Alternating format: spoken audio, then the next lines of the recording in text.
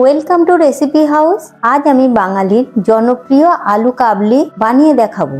তার জন্য আমি এখানে 3টে মিডিয়াম সাইজ আলু সিদ্ধ করে খোসা ছাড়িয়ে ছোট টুকরো করে কেটে নিয়েছি। এবার এতে দিয়ে দেবো ভিজিয়ে রাখা ছোলা, সিদ্ধ মটর, কুচিয়ে রাখা পেঁয়াজ, শসা, টমেটো, কাঁচা লঙ্কা, ধনেপাতা।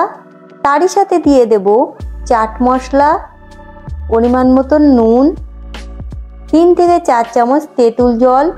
এবারে সব কিছুকে ভালো করে মেশাতে থাকবো। ভালো করে মেশানোর পর দেখুন আলু কাবলিটি তৈরি হয়ে গিয়েছে।